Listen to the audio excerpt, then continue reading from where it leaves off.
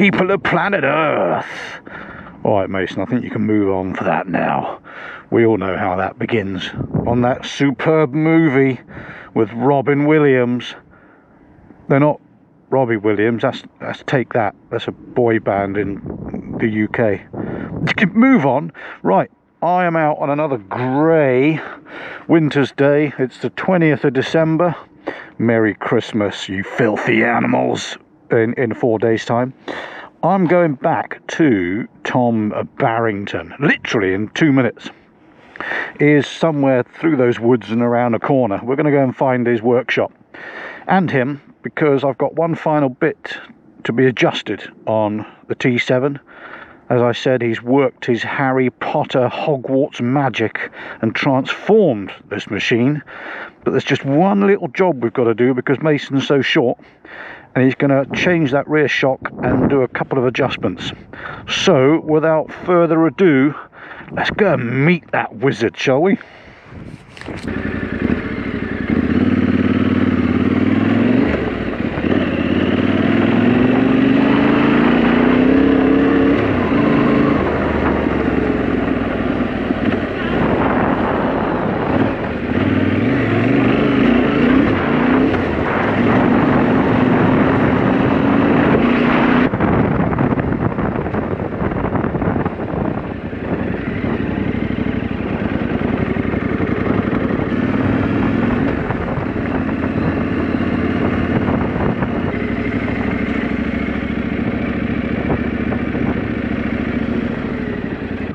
Let's go and see where he's at, and hopefully be very pleased that I haven't washed my bike.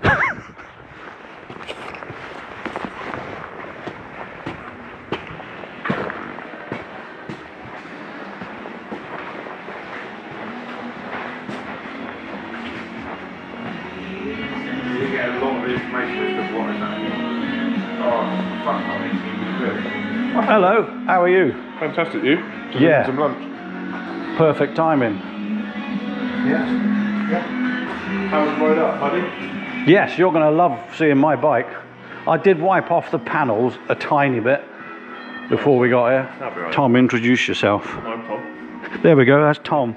And you got my little room. Nice. What goes on in here, Tom? As you said, magic. Suspension. Magic, Suspension yes. stuff. Did you watch the last video? I did, yeah. That little voiceover, I thought that was good, yeah. quite good for having a hangover. Yeah, it was good. Linking you into Harry Potter. Yeah, it was good. Yeah, yeah, it made me laugh. It made me chuckle up. Stupid. I don't take myself seriously, as you probably noticed. No, that's the best way to be. It's just a hobby and a bit of fun. So you can see we've got all sorts of suspension here. Got off-road suspension, road suspension as well. Stock. Dreamy springs, special springs made for just what I do. And are these customer springs that have come in that you're servicing? Shocks, yeah. So 2 of those are mine, and then the other 3 are for service, which I've just finished. Cool workshop. I will admit, I put the video on and I was recording coming in. I got lost, went past a scrapyard, then went up round the top. Came back down again, wandered round a corner and eventually found you. We're well hidden. Yes, no wonder you gave me the, what 3 words to find you. Yeah, the best way to be, hidden out of. And is this part of what you do? That was from looking after Ryan Vickers, yeah. So when I was at British Superbikes for the last 2 years. Very cool. Yeah, we had the equal amount of most race wins on BSB last year. Didn't win the championship, his teammate won the championship, but we've got... Are you going to be ballsy enough to say it's all down to your suspension? It's not all down to me. Of course it's not, no. It's not down to me. Whole team. Team of 6 people behind him to get that bike on the top set, yeah. I just do the bouncy bits, and then he's got crew chief, rider coach, 2 mechanics on the bike, tyre guy, all of us doing all what we can to get him up there. Neat, really man. Good year last year. Really good year last year. Very cool. I was just saying to Tom, his garage also looks like that Gas Monkeys. What's his name? Richard Rawlins? Of Gas Monkey Garage. That is a handsome bit of kit. You said this is your dad's, is it? Yeah. So his little project. That is good looking. Supercharged it. He's got a gearbox out of it at the moment, which is why it's up like it is. Well, it's not often we feature 4 wheels on Mason's rugged roads. Look at that, that's a hot bit of kit. Gaskets. Well, 8 gaskets, basically, really all right. Nice and clean, as you see. Yeah, nothing. Yeah. Washed again, nothing. Use the water to reuse all that water.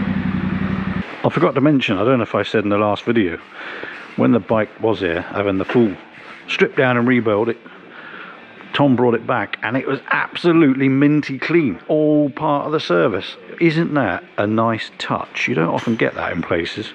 Get some work done, your bike comes back cleaner than it did when you left it. Top job. So it's just stripping off the side panels, getting access to that rear shock, and I don't know what you'll tell us what you're doing, Tom. Just undoing the shock. Just undoing the shock. What are you going to do to it after I said it's a bit tall? So we're going to put a stiffer spring in it. I know it sounds counterintuitive. That does sound counterintuitive, a stiffer spring. Stiffer spring, but with less preload. So it will artificially sit lower, but it will still have the same spring force as what you've got now. So it will ride the same. Excellent. Because that's what I said in the last video. If any of you watched it, you should have done. Numbers are slowly creeping up, 380 odd. But as that spring comes out, that rear shock, we'll follow him in. He's going to take it off and put another one on. I'm going to wash it first. He's going to have to wash it. Everything that comes off my bike needs washing. Yes, what I was going to say earlier was I want it a little bit lower, how it was before, but I don't want to lose any of that work that Tom did in terms of working his magic and making this thing perform so differently. I do hope there are one or two of you that watch this video or my videos and just look this guy up on his website, or maybe contact him by email. We'll also question him in a minute about the services that he offers here. He has mentioned it to me. They do full builds, they do dynos, jetting, tuning, they make wheels, lace wheels, build engines, strip engines, build bikes for races, on-road, off-road. That's quite a setup here, but we'll get him to tell us, shall we? That is the cleanest part of my bike currently now. Tom's giving it a wash off, a blast off before he works on it, because I don't think you could see any of the nuts and bolts and screws and stuff. So this goes in a special machine, did you say? Yeah, we're going to shock press. In a shock press. Get the spring down. I'm just going to measure the preload where we're sat now. Good thinking. Measure the preload so you can just put it back to how it was, yeah? Yeah, pretty much, yeah. So we can equal up the same force as we had before. Luckily, this tool is mobile, so I can unscrew it from the bench and then take it with me to track days or... Okay, so you pack it away in the van when you're on the track day stuff, and when you're with people when they're doing their races and you're on site for tweaking their suspension and stuff. Yeah, exactly that. Very cool.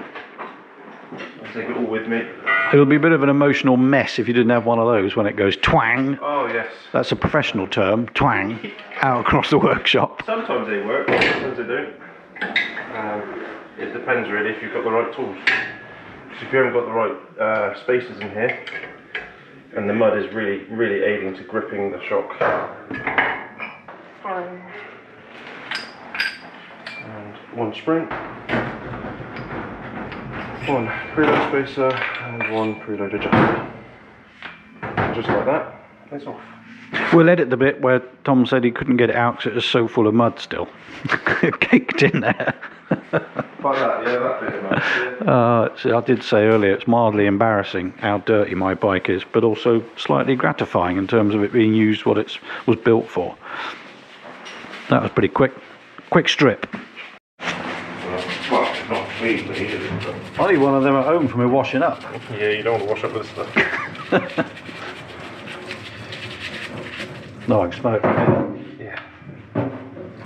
It's oil, it's an engine cleaner type fluid. And is that oil based that's pumping out of there? What is it? Yeah, it's oil based, yeah. So it's like an engine cleaning solution. Oh, okay. It's called Plus 10, get it from AutoSmart. Right, put the kettle on. Then I want a cuppa. Now what are you doing? Just rinsing off the parts cleaner solution so it doesn't stick all the mud to it. All that is Oh, the mud's going to stick to it. You watch till I come back next time.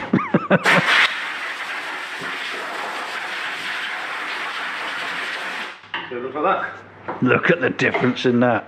Instead of that being covered in shit. At least you can work on it properly now. Yeah, you can definitely see what's going on. I'm getting a lot of flickering from the lights on the camera lens. I'm hoping it's not going to be like this when I do the editing. But if it is, tough shit. It can stay as it is.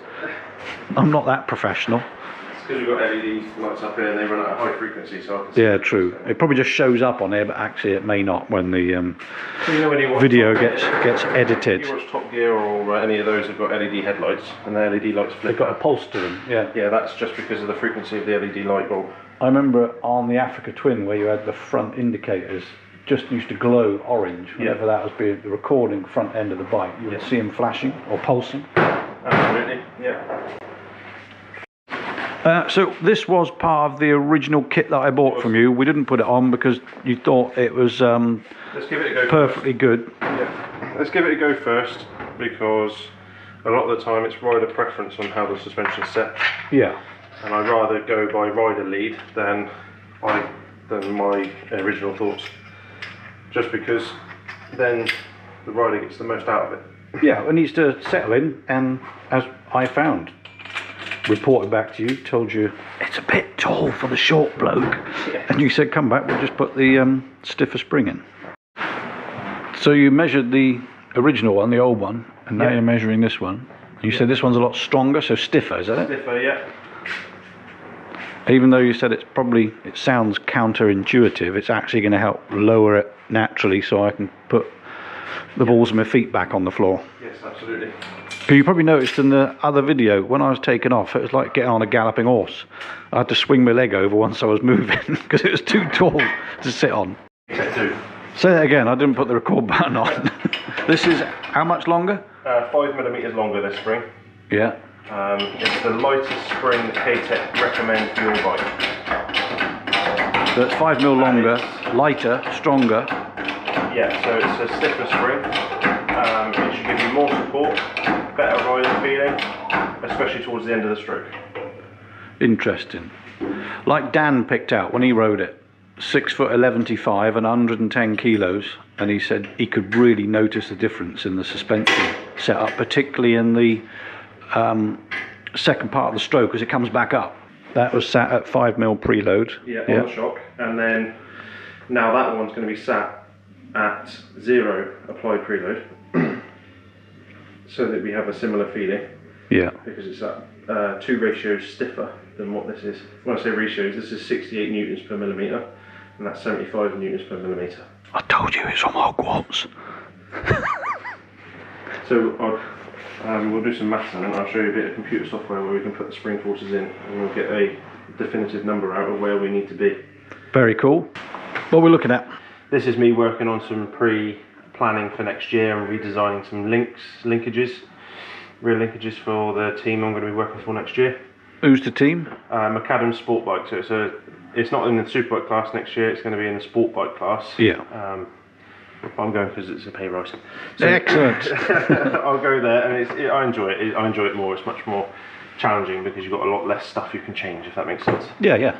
So redesign the linkage. We're going to test it in. Once I'm happy with the linkage, I'm going to test it in Spain the end of February, and we'll get a. What a ball ache having to go all the way to Spain to test it out. Southern Spain. For at least a week. At least a week. At least a week. And you've opened up this laptop because you're going to do what? You were checking the numbers and something? You had a 68 newtons per millimetre with 20 millimetres of preload, and we know we've gone to a 75, and I know where it's sat now. So this is measuring what? Or what will it? What I'm looking at now, this is your spring curve, so this is your spring force. 68 newtons per millimetre, which is a spring force, so every millimetre you add 68 newtons of force. Yeah, okay. That's how the spring works. The spring is constant. You have the first 10 mil of a spring, which is completely useless because the ends of the spring are flat. You can see that here. So while you compress, you need to compress that bit first, and then you come to the constant line, which is the straight line you're looking for. For the moment and time being, we're going to ignore this bit here because you don't have a top-out spring in here. So if I wanted to, I could zero all of these, and that would represent exactly what your spring is. Yeah. Okay. So what we're going to do is we're going to add preload until I'm happy. So if we go to 20mm preload, as you can see, the grey line is your original spring, and the red line is your new spring. Okay. So we can see 20mm is too much. 18 gives you a lesser start point but a stiffer end. 15, which is where it's sat at now, will give you a lot softer beginning and a slightly stiffer end. So this is your rear wheel vertical travel here. Okay. So in order to get a figure that we want to be at, we're going to go 20mm because that is roughly where we want to sit. And as you can see, it will automatically sit softer compared to where you have been before. Very cool. So I'm using a ruler on the wall. I know how long this spring is, which is 245 long. We are currently sat at 228, which will equal 17mm preload. So we're at 17mm preload already, but to adjust the preload, you adjust it here. Under the seat, and you said you want to get it to 22? Did you? No, I want it at 17. Oh, so I'm at 17. At 17. I was obviously paying attention in class, not. I was too busy drinking the tea. Yes, most important job. Let's go back. So I know, and it'd be good for your reference, that one click on here is 1mm of preload. Interesting, yes. Once I'm fully loaded with luggage, 10 camping gear and clothes for 6 weeks or whatever. $2 hooker. Yeah, all loaded on the back, so it's fully loaded. I would apply 4 clicks here. Tom was saying he's not used to being filmed whilst doing his work, and it's completely understandable when some dickhead's putting a camera in his face. It's like when I first started, I used to be embarrassed about recording stuff when people have stood around behind me doing their work or even watching me, but now I don't give a toss. I just get on with it because, as always, don't take myself too seriously. Tom did say it's probably only a 6-minute job. It's taken us ages because we've been talking and drinking tea.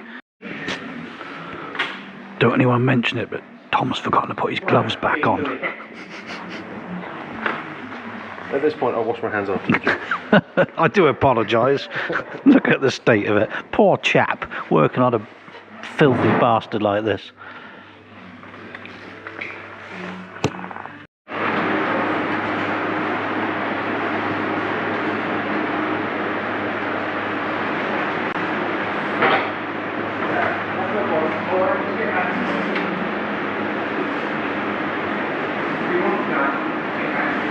Well, that is it. Job done.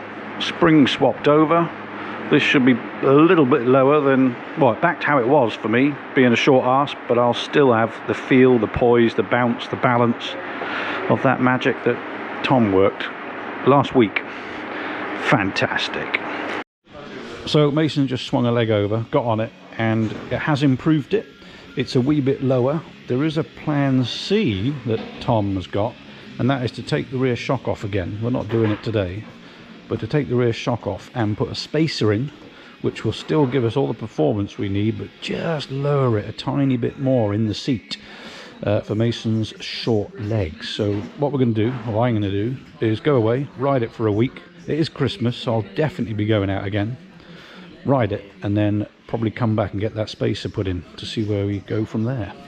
It's just Let's have another look at that. This would be the next option, a full Öhlins, 2.5–3 grand front and rear. Do I need to throw more money at it? No. Unless I was racing, but again, it really is personal, which is why It's up to you. If you go and you ride need it, to you'll love it. Google this man and check out what he does in terms of setting up bikes, because people could come up here and ask your advice, I suppose, if we're out on a group. Yeah, absolutely. And we had either Richard or Dan or whoever was with us, they could always come in and maybe ask you if you were kind enough to give their suspension a once over, or say, man, that really needs tweaking, before you then throw money at it. Yeah, so I do a ride-in setup service for £4. How much? £40. 40 quid for a ride in and set up. Yeah, so if you organise with me before that you're coming up here. Yeah, because not turn up with 7 blokes covered in mud. Yeah, out of the blue and I'm not here. So message before you come up, £40 per person, and it will be simply as I adjust the suspension so it feels nice in the workshop, and then I'd say go and ride it, because again it's rider's preference. If you enjoy it, come back, do let me know if you enjoy it, because sometimes they go off and they never come back again. Exactly, you need the feedback, don't you? Usually. Yeah, true. So yeah, I offer that service, it's £40 each. Brilliant, alright.